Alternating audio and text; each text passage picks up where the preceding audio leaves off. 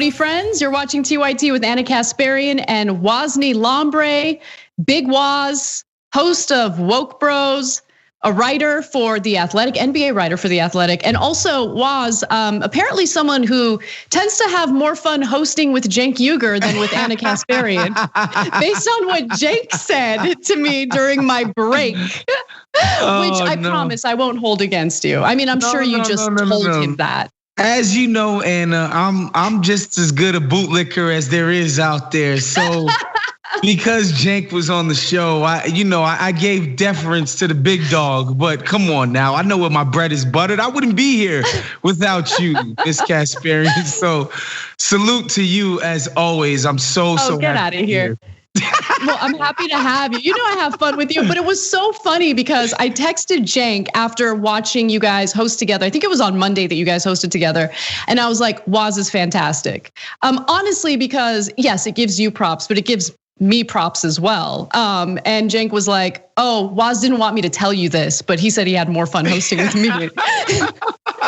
And I was like, okay, I'll bring that up. Well, Anna, it's one of those things. I have a friend of mine, shouts to Lynn. She had met her husband and two-time baby father now at one of my New Year's Eve parties. So I like to take credit for the kids, for the marriage. So you can do that now with me and Cenk. You can take credit for the babies that we make together in the future. I love it. And I will. I definitely will. Anyway, we have a giant show for you guys today. I hesitate to say a great show, mostly because we're going to start with tragic news. But later in the program, we're going to talk a little bit about what the wealthy have been spending their money on during the pandemic as Americans increasingly struggle financially as a result of the pandemic. Inequality has continued to grow, but they're spending their money on digital tokens and absolute nonsense.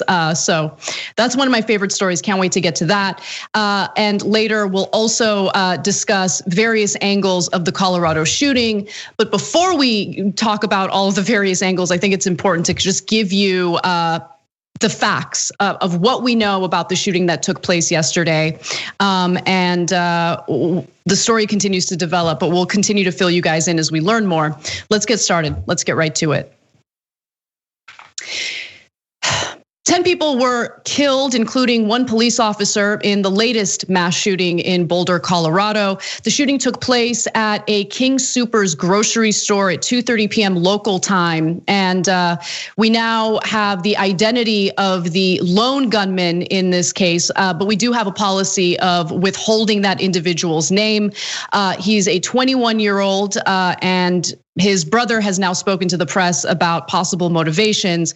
But before we get to that, let me talk about the victims here, starting with Eric Telley, who was the officer shot and killed in this shooting. He joined the Boulder Police Department in 2010 and was identified as one of the victims of the shooting. He was actually the first officer to respond to the scene, according to Chief Harold. And so here is an image of the officer. He has 7 children. And it's just, anytime an innocent life is lost, it's tragic. But he's one of 10 people who were gunned down in that grocery store yesterday in Boulder, Colorado. And the police did release the specific names of the victims. Let's go to this video to hear who the victims were. The last victim was removed from the scene at 1:30 a.m. today. By 2:02 a.m., all the victims have been identified. By 3:59 a.m., the families of the victims have been notified. I'm going to read the names of the deceased. Denny Strong, 20 years old. Nevin Studinsky, 23. Ricky Obbs, 25. Trelona Barkonoviak, 49. Suzanne Fountain, 59. Terry Leiker, 51. Officer Eric Talley, 51. Kevin Mahoney, 61. Lynn Murray, 62. Jody Waters, 65. Our hearts go out to all the victims killed during this senseless act of violence. And Waz, obviously it's been less than a week since the tragic shootings happened in multiple spas in Georgia. That happened last week. I was on break, but that people were still reeling from that, and boom, we get hit with another mass shooting. Again, the suspect is a 21-year-old here. He has been taken into custody and he's facing 10 counts of murder in the first degree. I want to know what you thought, like what went through your mind as this, story broke yesterday. Because I hate admitting this, but it's gotten to a point where I almost feel numb to it, because, and it's part of like a defense mechanism, right? Because you get emotionally invested in these stories, and I think there's like an element of hope where you think maybe something will change, but we know time and time again, nothing changes, right? It doesn't matter how many people die. It doesn't matter if it's dozens of children. What were your thoughts as this story broke?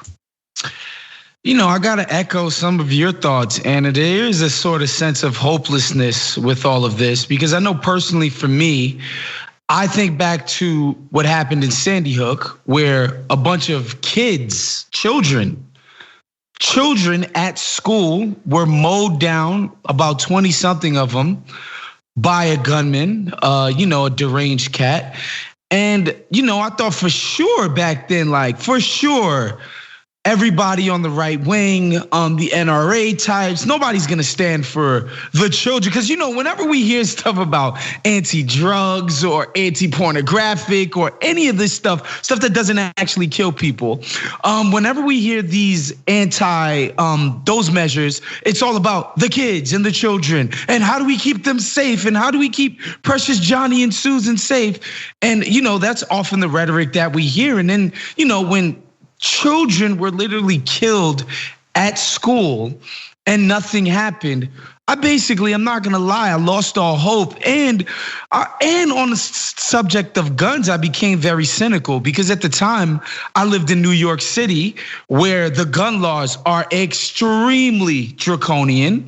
And literally just having a gun, being caught with a gun, period, you go to jail for 2 years. And that goes from rich to poor to black to white. If you are found to illegally have a gun, you will go to prison.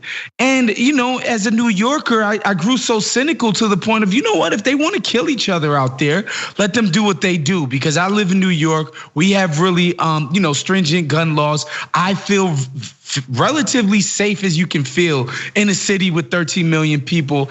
And I sort of, I stopped thinking about it, and it's messed up and it's sad, but I sort of thought of gun rights is sort of the abortion of the right wing, in the sense that these guys, they're never changing their minds about this.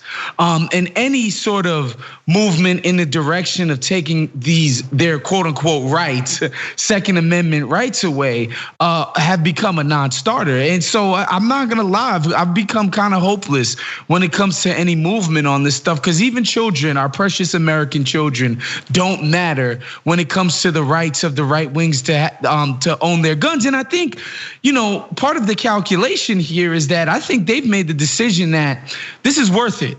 Right? In the sense that in order for me to have as many guns as I want, these type of things happening every now and again to people is worth what it means to have that gun. And I know I've gone on for a little while here, but I just want to say this last thing. I think about something like the stimulus or something like welfare, where they say we got to mean test it, because God forbid somebody who doesn't deserve it gets a check or gets food or gets something. That would be just horrible. Whereas with something like gun violence, is like, who cares if undeserving people die? I get to have what's mine, and that comes before anything. It's interesting though, because the same so-called law-abiding citizens who are worried about getting their guns taken away are completely either delusional or intentionally lying about the intentions of people who are asking for, in my opinion, common sense gun regulation, because no one's looking to take guns away from law-abiding citizens. There's a problem in this country where it's far too easy for anyone, including people who have been prosecuted for domestic violence, including people who have criminal records, including people who have mental health issues. It's far too easy for them to access weapons like this. And it's fascinating because it seems as though owning guns, having access to guns is the only thing that our right-wing politicians treat as like an absolute that should have no limitations whatsoever. Let me be clear, everything that's considered a right under our Constitution has its limitations. Freedom of speech has limitations, right? Mm-hmm. The right to own guns also has limitations. And I think it's just fascinating that you have one side that's saying, hey, look, clearly we have a problem. You have all these innocent people dying. So let's try to find a solution without infringing on people's constitutional rights. And then you have the disingenuous side, right? You have the side that's led by NRA types who serve the interests of gun manufacturers and literally lie to the American people about the regulations that are being proposed. I'm gonna be honest with the audience. I've definitely, changed my mind on guns, throughout the years. Sure. I used to have a more hardline approach toward guns. I don't anymore. I'm a lot more open to law-abiding citizens having access to guns, myself included. And so I don't want to take that right away. And as far as I've seen, there has been nothing proposed legislatively that would take guns away from law-abiding citizens. But doesn't matter if people have mental health issues. I mean, Republicans love to point to that whenever these mass shootings happen. Oh, it's a mental health problem. That's what it is. Okay, great. Where's the funding then? Where's the funding? What are you going to do about it? I mean, it's just lip service. And what I've realized, not just through this story, but through multiple stories, is that for politicians, certain groups of people are just used as props, right? That's it. They're just used as props. Blue Lives Matter? No. Police, they're just props when you want to make a point about how much you hate black people, okay? Yep. Because a cop just got gunned down. I don't see any of these right wingers in Congress talking about how much blue lives matter. They don't care at all, okay? And it happens on the other side too with Democrats who weaponize identity politics and use groups of people as props and pretend as if, they're better than the other party in providing rights and all of that. But look, I think it's important to hear from the victims as well. Some of the people who were in the building as this shooting took place, and JR put this video together sharing the witness accounts of what occurred. So let's take a look at that. See a shooter, I just saw terrified faces running towards me, and that's when I turned and ran in the other direction. We were at the checkout, and shots just started going off. I said, run right now.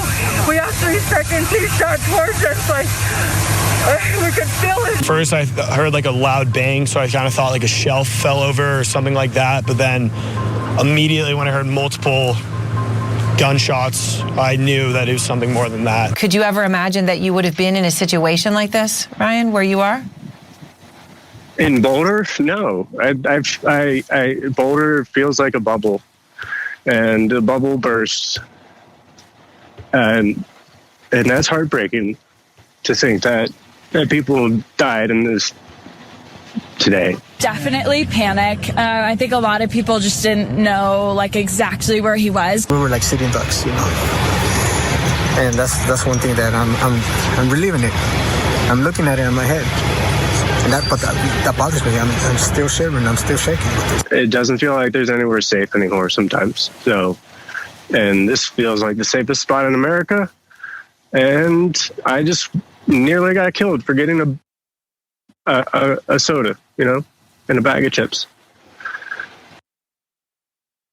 Yeah, there's really no safe spot in America. You might have stringent gun laws in some states, maybe in some municipalities, but we're one country, guys. It doesn't matter. There's nothing stopping someone from crossing state lines. I mean, we saw that with Kyle Rittenhouse, crossing state lines with weapons, whether they're legal weapons, illegal weapons, it doesn't matter. I mean, you need actual leadership from the federal government, which is honestly unlikely to happen. But just to give you some more details about Colorado, I mean, the Denver metropolitan area had seen more mass shootings, or more mass school shootings specifically, between 1999 and 2019 than any other of the 25 largest metropolitan areas in the United States. And Colorado ranked in the top 5 states for mass shootings at schools and overall, according to a 2019 analysis by the Denver Post. And for anyone who's thinking, all right, well, if the pandemic, starts to kind of get under control and we're living in a so-called post-pandemic society, it's likely that we're going to go back to seeing these mass shootings happen the same way they happened before. But my theory is no, it's likely to happen at a much higher rate, because the fact of the matter is, during the pandemic in 2020 specifically, there was a giant increase in the number of people who purchased guns.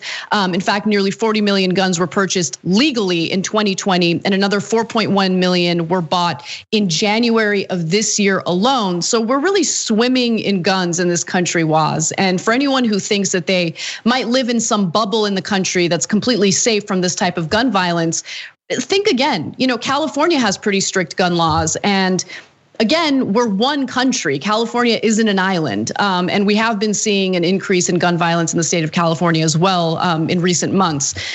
So this had been the reality in America. It will continue to be the reality in America because we have an ineffective Congress that just engages in the same discourse every single time we have these mass shootings.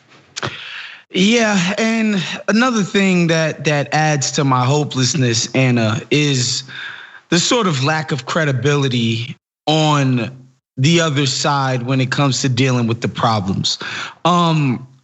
I'll take it to use abortion as another example. The reason why I just can't take anybody seriously about abortion, because oftentimes you hear people say, well, I'm against abortions. All right, cool. Why don't we do everything we can to avoid them? I.e. sex education, i.e. making birth control readily available, i.e. other forms of contraceptives, et cetera, et cetera. If what we want to do is prevent as many, abortions as possible, we'll take those steps to ensure that. They never want to do any of that stuff. And I think the same thing goes with gun control, in the sense that, all right, if you want to say we can't take the guns away, fine.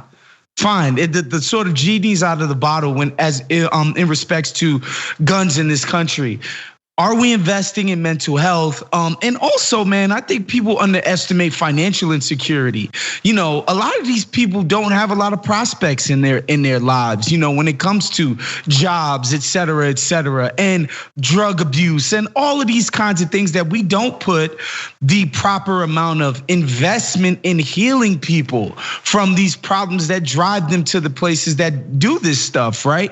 The readily availableness of guns is one thing, but the conditions that allow for people to sort of turn into the kinds of people that go out and shoot up a mall or shoot up a school, we're not addressing that either. So we're getting it on both sides. Yeah, that's such a great point. And in regard to the shooter in this case, again, he's a 21-year-old. We also know that he's Muslim, but we don't know specifically what his motive was. His brother spoke to the press and said that he's been suffering from some mental health issues, particularly paranoia. For instance, he thought that his high school was hacking into his phone and tracking him.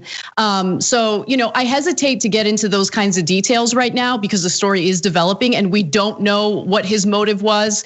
And of course, we'll update you guys as we learn more about what that is. But you're right. I mean, you do have to take a holistic approach. Like, clearly we have issues with our gun laws, but I'm tired of Republicans bringing up mental health, pretending as though that's something that they want to focus on. But really all they do is use it as a scapegoat to deflect from the possibility of passing common sense gun legislation. And then as soon as, everyone with their short attention spans focuses on whatever else is hot in the news cycle the next day, they just drop it. They don't do anything about funding mental health. They do nothing. Anna, just look at what they did with voting rights.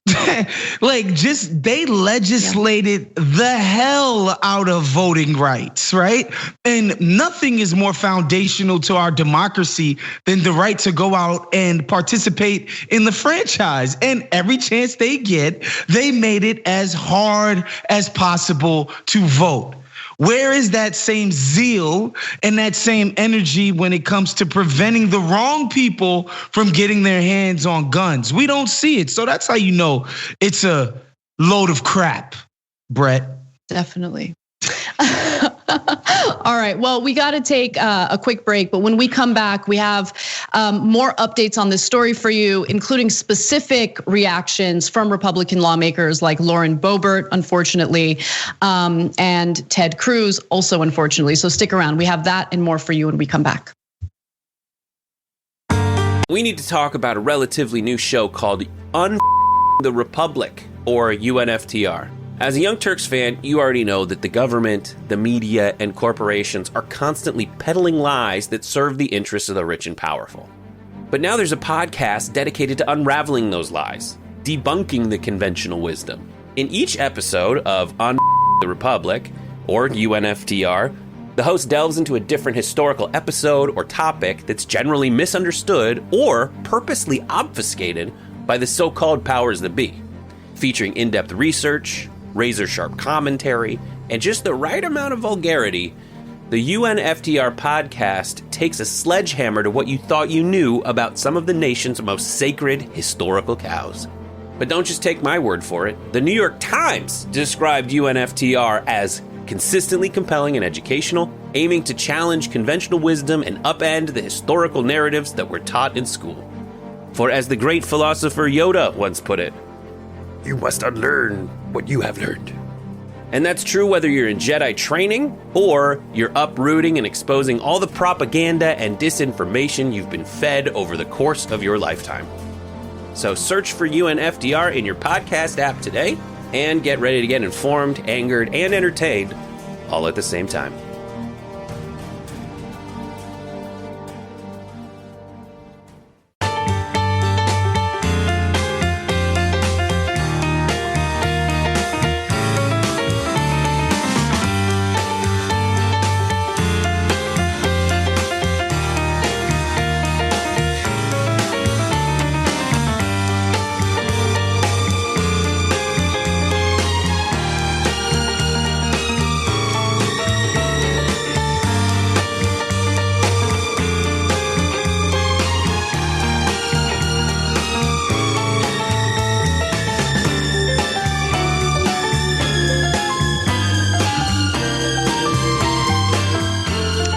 Hey everyone, welcome to our first social break of the day. I was super curious to see how you all voted on our poll question in regard to the Kylie Jenner story we did yesterday. That was the story where she asked her fans to donate to her makeup artist's, GoFundMe for an emergency surgery he needed to have.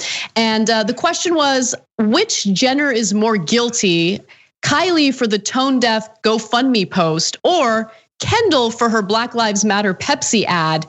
And guess what? 64% of you believe that Kylie Jenner is actually worse for the tone deaf GoFundMe post. So there you have it. That's where we're at. I'm actually surprised, to be honest with you, because I think I made a really good case about how this isn't really about Kylie Jenner. It's about like the systemic issues that we have in place right now. And come on, that Kendall Jenner Pepsi ad was so embarrassing. Like,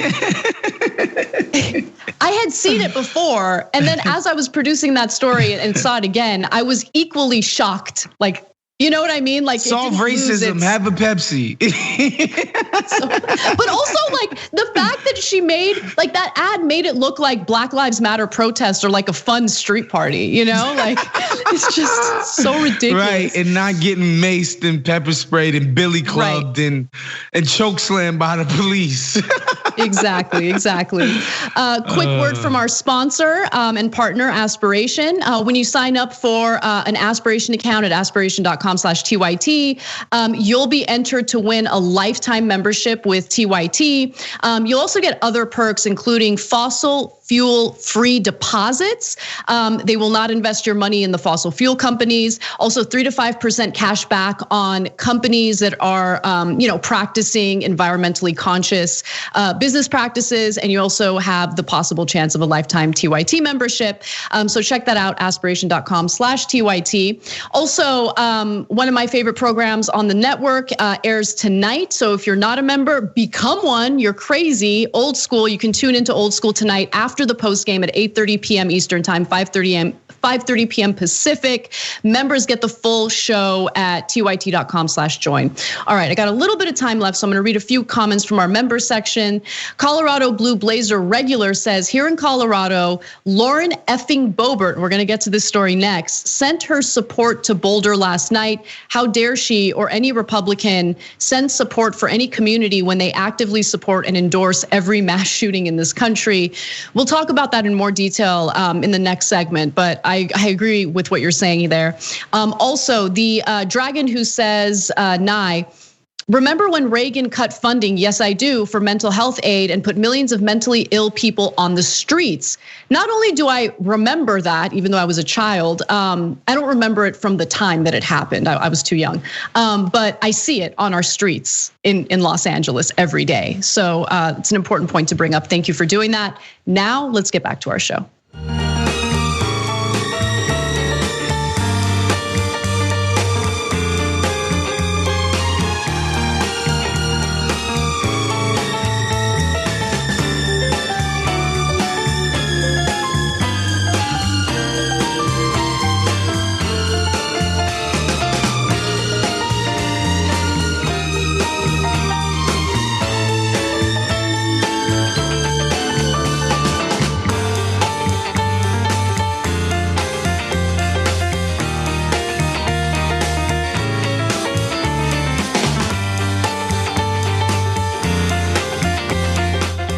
Hey everyone, welcome back to TYT. Anna and Waz with you.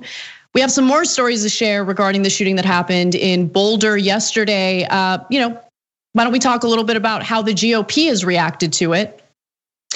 While a lone gunman opened fire and murdered 10 innocent people at a King Soopers grocery store in Boulder, Colorado, GOP Congresswoman Lauren Boebert, who's from the state of Colorado, decided instead of tweeting about what was happening, she would tweet criticism toward Joe Biden instead. Now, look, there's a possibility that she was unaware of the shooting that was taking place as she was tweeting her insults to Joe Biden. But soon after a wave of tweets demanding that she address the shooting, she did offer more of what we've actually come to expect from Republican lawmakers. And this is what she said. My prayers, of course, my prayers are with the shoppers, employees, first responders, and others affected by the shooting in Boulder. May God be with them while we are still awaiting important information, blah, blah, blah, blah, blah. Violence, senseless acts of violence are never okay. Like, you get the point. It's the same that we've seen from other Republican lawmakers throughout years and years of, several mass shootings. And that tweet, by the way, was followed by an email that she sent out like 2 hours later, okay, about how the GOP will not allow for any type of gun regulation. So as was tweeted by David Gura on Twitter, 2 hours after today's shooting in Boulder began, Representative Lauren Boebert's campaign sent her supporters an email with the subject line, quote, I told Beto O'Rourke, hell no to taking our guns. Now we need to tell Joe Biden. And that was also, we have a screenshot of that email as well that was shared in the thread of that tweet. Now, for those of you who are tired of these empty thoughts and prayers, just know that this is not something that's isolated with Lauren Boebert. We got more of that from Senator Ted Cruz as well. This is what he had to say in a recent hearing about mass shootings in America. I agree it's a time for actions. And by the way, I don't apologize for thoughts or prayers. I will lift up in prayer people who are hurting. And I believe in the power of prayer, and the contempt of Democrats for prayers is an odd sociological thing. But I also agree thoughts and prayers alone are not enough. We need action. I just think the very existence of Ted Cruz in the Senate is an odd sociological thing. Like, I don't know how that man is thought to be a good representative of anyone in this country, but nonetheless, what he's trying to do is make it seem as though religion is being persecuted here, when in reality, empty thoughts and prayers in lieu of actually doing your job is what's infuriating people. Thoughts and prayers on Twitter mean nothing. And by the way, for Democrats, your chest thumping tweets about what needs to be done also mean nothing. Just get off of Twitter and do something, right? In fact, the first thing the Democrats need to do is find a way to get rid of the filibuster or reform it to a point where it doesn't serve as a giant obstacle to actually getting something done legislatively. But Waz, what do you make of this? Are we being too harsh to people who want to share their thoughts and prayers? No, I don't think so. I think we're being probably not harsh enough.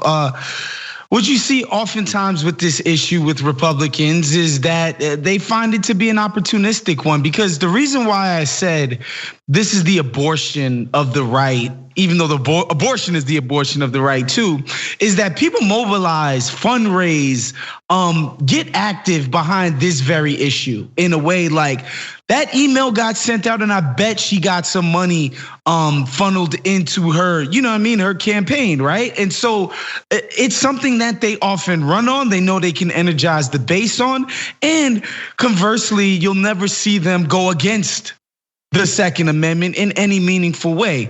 Oftentimes you'll see people like the Democrats come out and say like, maybe we could cut Social Security. Maybe Medicare isn't that important. You'll see them when they want to be quote unquote brave, go against things that they should ideologically be 1000% in support of, in ways that you will just never, ever, ever, ever see a Ted Cruz type go against guns that way. And again, you see it with anything like cops, like when the cops shoot somebody on the streets or choke somebody out, it's like, we gotta make the cops better, but we still love the cops. And Joe Biden's gonna talk about increasing funding and all of that, right? Like, but you'll never see the Republicans ever go after guns.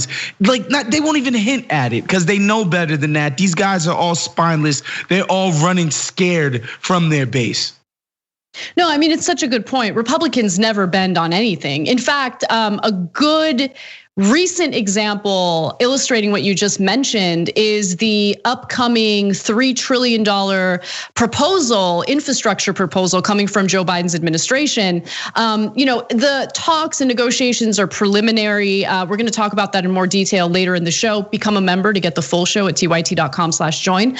But already you have so-called centrist Democrats saying like, oh, but no, but you're offering things that are super popular that would make our party really popular. No. We need to think about bipartisan legislating. Like, F off, please F off. Like, if you're just gonna be a pathetic, feckless Republican bootlicker, why are you in office? Like, go do something else. Go be a lobbyist. Like, go make money doing something else. But stop wasting your constituents' time with these disgusting bad faith arguments. Anyway, we have more from Ted Cruz because he claims that he actually wants to offer more than thoughts and prayers. It's just that he wants to lie about what people actually want to do with gun legislation first. So let's hear a little more of that. And every time there's a shooting, we play this ridiculous theater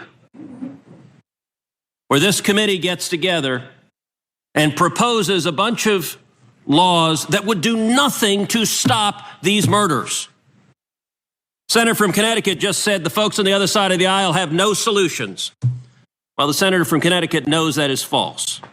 And he knows that's false because Senator Grassley and I together introduced legislation, Grassley-Cruz, targeted at violent criminals, targeted at felons, targeted at fugitives, targeted at those with serious mental disease, to stop them from getting firearms, to put them in prison when they try to illegally buy guns. What happens in this committee after every mass shooting is Democrats propose taking away guns from law-abiding citizens because that's their political objective. But what they propose, not only does it not reduce crime, it makes it worse. No, Democrats are not proposing taking guns away from law-abiding citizens. Proposals from Democrats include things like requiring universal background checks, closing the gun show loophole that allows you to purchase a weapon from a private seller without undergoing a background check. They want to ban the future sale, in some cases, not all Democrats, but there have been proposals, including from Joe Biden, to ban the future sale of assault weapons, and also block the sale of, this shouldn't even be controversial, bump stock devices that effectively convert semi-automatic rifles into automatic rifles. Like, why is this difficult, right? No one's saying like, oh, let's go target Jim Bob, who likes to go hunting in Arkansas. Like, no one's saying that. If you're a legal gun carrier, you're a law-abiding gun owner, no one's targeting you.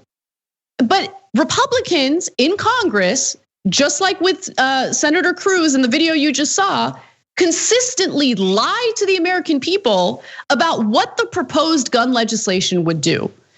And the argument that, no, we can't have any type of regulation because, criminals are gonna break the law anyway. Okay, great, then why do we have any laws to begin with, right?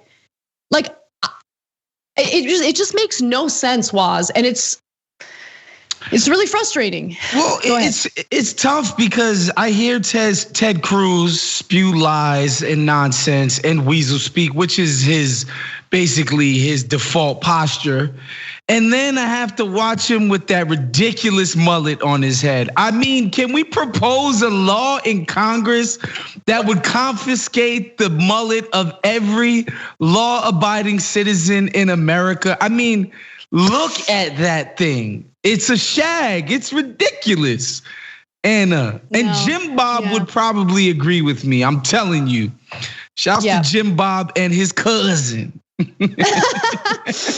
It's just when the people leading these debates engage in bad faith arguments, then the American people, people don't have accurate information. And so if you are a law-abiding citizen, if you've done nothing wrong, but you enjoy hunting, right? You do have weapons, but you're responsible. You'll hear this fear-mongering from the right wing. And don't forget that there's a lot of corruption involved as well, because gun manufacturers certainly do not want gun regulation. That means that their bottom line is going to be negatively impacted, right? But when you hear this fear mongering, unfortunately, there's a giant part of the country that buys into it. But you need to have regulation to limit the possibility of bad actors, criminals getting their hands on these types of guns. So one thing that I absolutely laughed at in regard to this story was the reaction coming from Democrats like Senate Majority Leader Chuck Schumer, who vowed to bring House-passed gun control bills to the floor for debate and a vote, forcing his GOP colleagues to go on the record with their stance on the legislation. What are you talking about, Schumer? What are you talking about? What? You don't even need to do that. They're on the record. They're proud of it. They flaunt it. They fundraise off of it, right? I mean, doing this kind of vote on legislation where you suspect lawmakers are lying just to pander to voters, that's one thing. That is not happening here. Republicans proudly say what they want to say about trying to destroy any attempts at common sense gun legislation. What Senate Majority Leader Chuck Schumer needs to focus on is getting rid of the filibuster. That's what he needs to focus on. Bringing something like this up for a vote will accomplish nothing. It will fail, and it will fail with Republicans bragging about how they led to its failure. And it's a political win for them. Yeah, and I would encourage everybody to just remember, I mentioned voting rights, how Republicans have gone about systemically gutting just some of the pillars of American democracy within the various state legislatures, Republican-controlled state legislatures across the country. Please do be advised to remember the drug war, right? Like, just think about the laws that we enacted, criminalizing behavior such as just smoking crack or dealing crack or selling cocaine or buying weed, or just think about the laws that we enacted against those activities. These victimless crimes, essentially. I mean, sure, there's some tax evasion going on, but we'll talk about later and how tax evasion doesn't really seem to be that big of a deal either.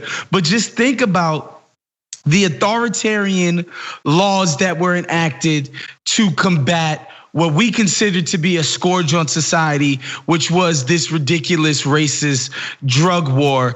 And now look at how they operate in and around the gun issue. It's obvious where the priorities lie.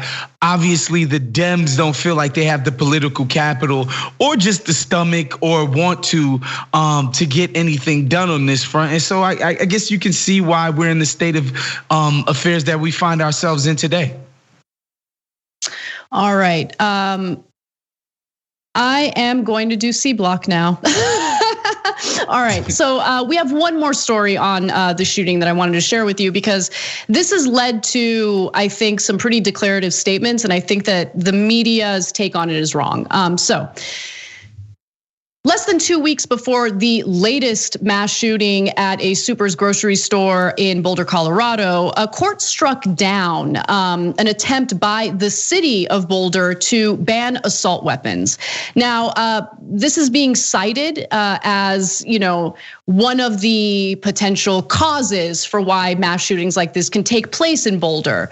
But I actually disagree. Now, the Boulder City Council did vote unanimously in May of 2018 to pass a ban on the sale of assault weapons and high capacity magazines. But on March 12th, Boulder County District Court Judge Andrew Hartman ruled that the city couldn't enforce the ban because Colorado state law preempted the city's ordinance.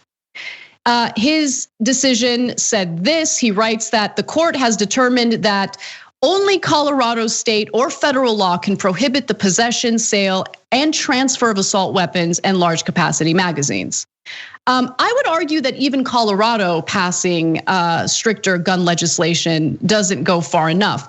This is an issue that needs to be tackled by the federal government, because we don't have state borders that are reinforced with walls and border agents. Like, we're one country, guys. Like, can we stop pretending as if we can just pass laws in certain places in the country and then create like this safe bubble? That doesn't exist. You can just travel across state lines. You can travel from one city to the next. You can travel from one city that has lax gun laws to the. At TYT, we frequently talk about all the ways that big tech companies are taking control of our online lives, constantly monitoring us and storing and selling our data. But that doesn't mean we have to let them. It's possible to stay anonymous online and hide your data from the prying eyes of big tech. And one of the best ways is with ExpressVPN. ExpressVPN hides your IP address, making your activity more difficult to trace and sell to advertisers. ExpressVPN also encrypts 100% of your network data to protect you from eavesdroppers and cyber criminals. And it's also easy to install. A single mouse click protects all your devices. But listen, guys, this is important. ExpressVPN is rated #1 by CNET and Wired magazine. So take back control of your life online and secure your data with a top VPN solution available, ExpressVPN. And if you go to expressvpn.com/TYT, you can get 3 extra months for free with this exclusive link just for TYT fans. That's expressvpn.com/TYT. Check it out today.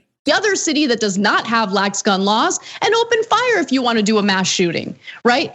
We live in one country. We need leadership from the federal government. Yes, Congress is full of feckless losers who do nothing for us. Yes, we have a huge problem with a broken federal government, okay? We need to have real discussions about doing something about that, about holding lawmakers' feet to the fire, about not immediately liking and retweeting ridiculous, like, ooh, I'm a big boy. Look at these strong tweets I'm putting out there. No, I don't want to read your damn tweets. And stop retweeting them. Stop giving them brownie points for their stupid tweets. Okay, we need the federal government to do something about this. Boulder passing strict gun laws doesn't save anyone's life, in my opinion. Okay, because Boulder is not an island, California is not an island, New York's not an island, any other place in the country that wants to pass strict gun legislation, not an island, we're one country. So we need to do something on a federal level. I mean, that's my take on it. Yeah, that's tough to follow. That's tough to follow. I agree. And I think there are just some common sense laws that can be passed, right? You talk about the universal background checks. I would like to see people that, you beat your wife, you can't own a gun anymore. You know what I'm saying? Like, just think about what we do to people, man, that keep them out of employment. Things that can actually like save their livelihood. We tell them, yo, you smoked weed one time, yo, you went to prison one time. And we just say, yo, we're shutting you out of a means to support yourself, essentially for the rest of your life. We ruin people's lives with stuff as small as weed, possession or sales. Yet somebody could just do whatever, whenever they want and still get to possess a freaking gun. It doesn't make any sense whatsoever. Yeah, and I mean, why are bump stocks okay? That makes no sense. If we have a ban on automatic weapons, why are we allowing devices that turn semi-automatic weapons into automatic weapons? Why do we have high capacity magazines for civilians? Why do we need militarized weaponry in the hands of private citizens? It makes no sense. I get it. I get that people want to have a gun for protection. I get that people like to go hunting. I totally respect that. And I personally do not believe in a weapons ban. I don't think that we should have a gun ban, right?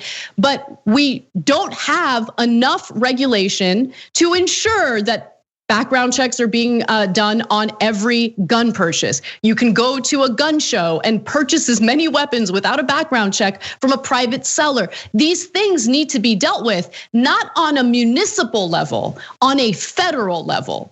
Okay, on a federal level. And by the way, I just want to reiterate this: the Denver metropolitan area had seen more mass shootings in schools between 1999 and 2019 than any of the 25 largest metropolitan areas in the United States. And Colorado ranked in the top 5 states for mass shootings at schools and overall. And that's according to a 2019 analysis by the Denver Post. So if you're living in a state that's swimming with guns and gun violence, you're not going to be able to put up walls and protect yourself in one part of that state. You need leadership on a federal level, and we're just not seeing that. We keep having the same conversations. We keep seeing lawmakers engage in the exact same discourse, and it results in no real change in the country. And journalists need to do a better job in calling out the lies by Republican lawmakers. No one has proposed taking guns away from law-abiding citizens. And the fact that they're able to run with that lie over and over again is a big problem. We got to take a break, but we're not done with gun violence and threats of gun violence. There were 11 National Guard soldiers held at gunpoint recently. We'll give you the details on that and more when we come back.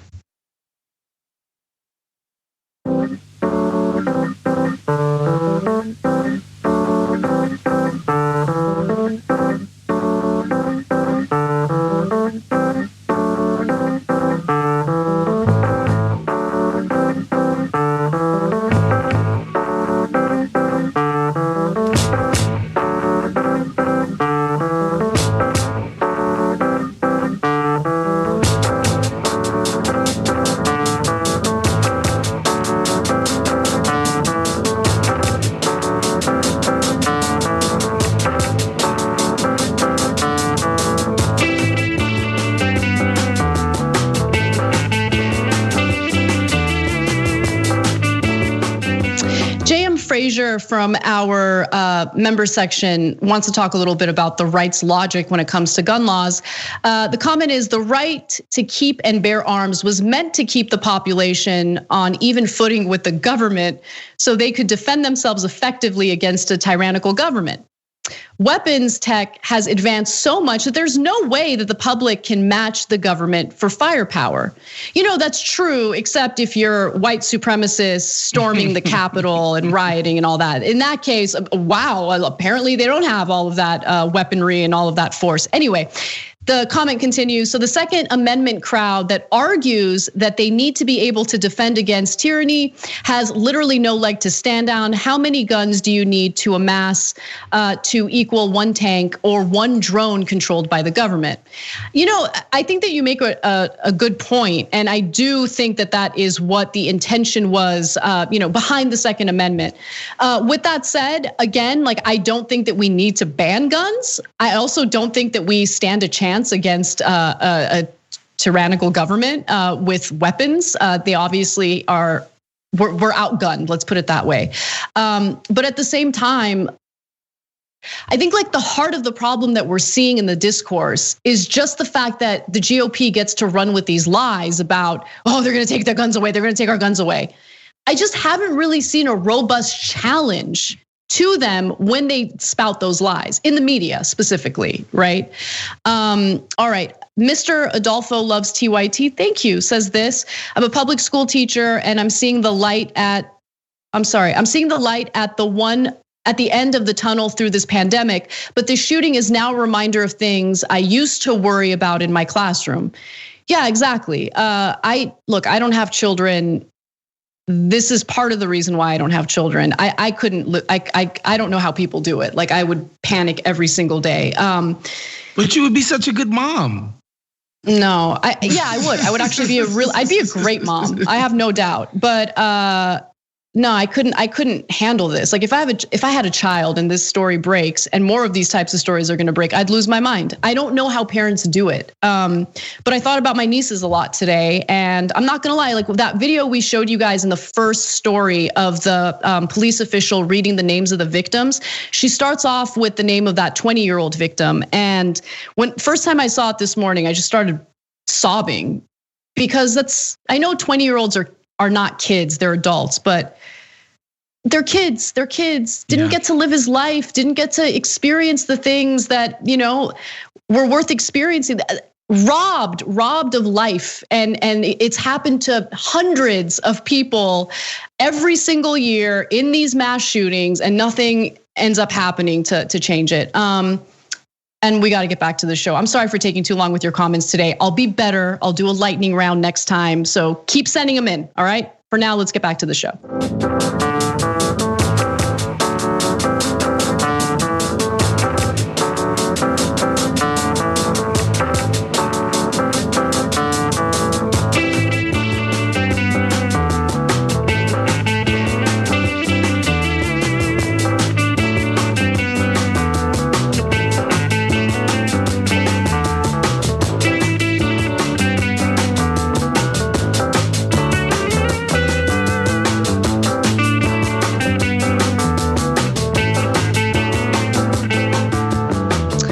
Welcome back to TYT. Anna Kasparian and Wosny Lombre with you. Woz, tell everyone where they can watch Woke Bros and read your work over at The Athletic.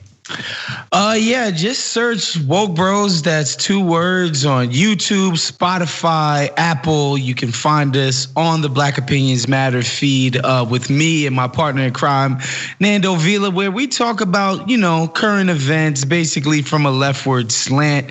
Just basically economic issues, jobs issues, and every now and again we talk about open marriages and things of that nature. So you should check us out on the Woke Bros when you get a chance. And of course, please read my work at The Athletic.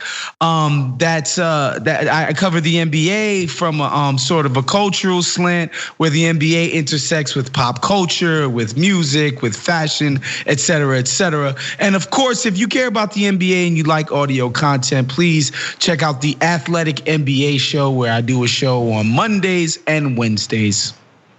Damn, you're doing a lot of shows these days. That's awesome. I know. I'm doing a lot of shows. I need a lot more money, and we need the paper.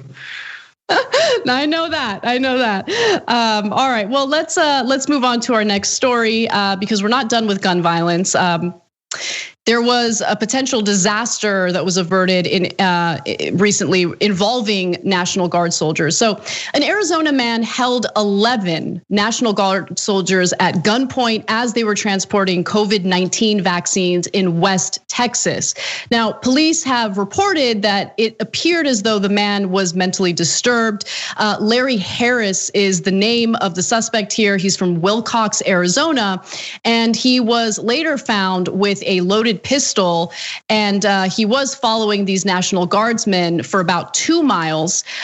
Here is his image, which there it is. Also, police say that Harris attempted multiple times to run the vans off the roadway. He then turned his vehicle into oncoming traffic on the highway and stopped the vans. He then pointed a gun at an unarmed National Guardsman, identified himself as a detective, and demanded to search the vehicles and ordered the rest of the unarmed guardsmen out of their vehicles at gunpoint. Luckily, no one was hurt. And some of you might be wondering, all right, well, what was the motive here?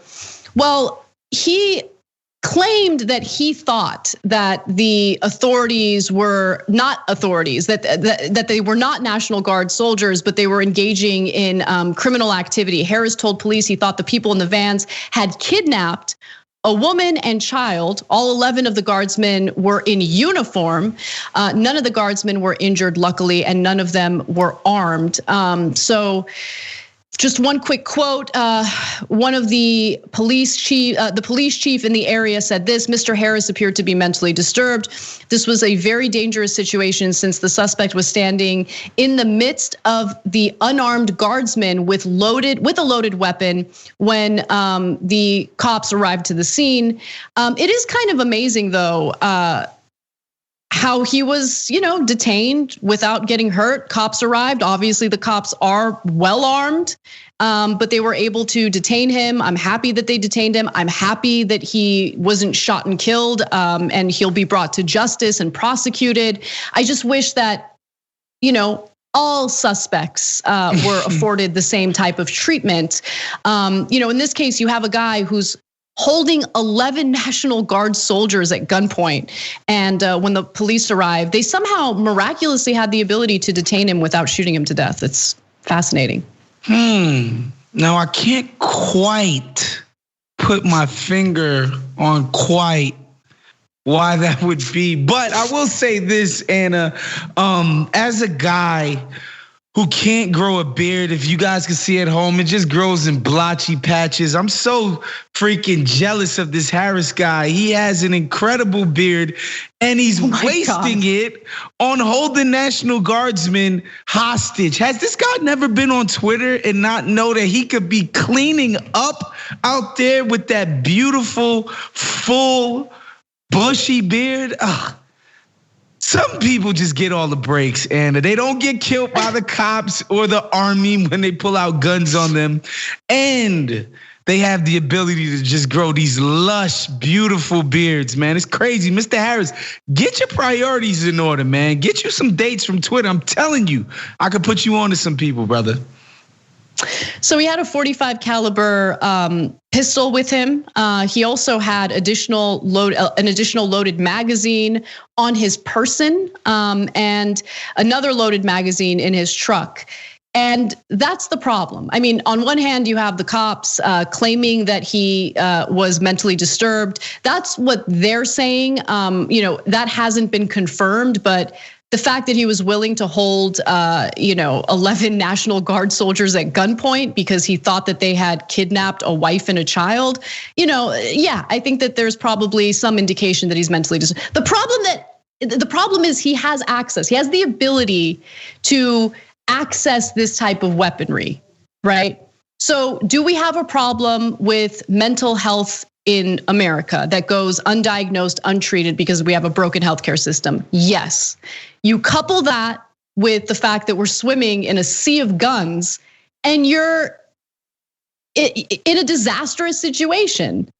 And it doesn't matter if cops get shot and killed, as one cop just got shot and killed in Boulder, Colorado, when that Super's grocery store was shot up by a 21-year-old. Doesn't matter if literal National Guard soldiers are being threatened with gun violence. You still do not see a change in the discourse that takes place in this country on the issue of gun legislation. You still have Republicans, you still have the GOP who love to use cops, who love to use soldiers as props to make their arguments. Never see them actually do what it takes to not only save their lives, but to save all of our lives, to protect our lives. That is literally the only role for government, right? To protect its citizens. And they're unwilling to do that because, hey, gun manufacturers, they got to look after their bottom line. They got to make sure that everyone, including mentally disturbed, mentally ill people, have access to these guns. Great. Yeah, it's just example after example after example. And you don't even have to search far and wide. This stuff is basically happening on a daily, if not weekly basis, right? And so, we illustrate these points at the beginning of the show, and it's not very hard for producer Brent and the rest of the TYT super team to just pull up stuff like, look, here goes another thing, here goes another thing. It's so easy because it's so frequent. It's embarrassing, quite frankly. And I do think it's important to talk about just how serious mental health, the mental health aspect of this story is in America, a country that does not provide the proper treatment and health care for people. 19% of adults in the United States are experiencing a mental illness. That is the equivalent to over 47 million Americans, 57%, or over 26 million of adults with a mental illness receive no treatment because guess what? Receiving treatment costs money. Receiving treatment means that you would need health insurance, which many people lost during the pandemic as a result of layoffs. And even if you have insurance, it's really difficult to find an insurance company, a private insurance provider that's willing to foot the bill for mental health treatment because mental health treatment is treated differently than physical ailments. And I think that's an issue as well, right? As if, since it's a mental health issue, since it's hidden, it's not physically, noticeable in some cases, people are left to deal with paranoia, depression, anxiety, all sorts of awful things that go undiagnosed, untreated.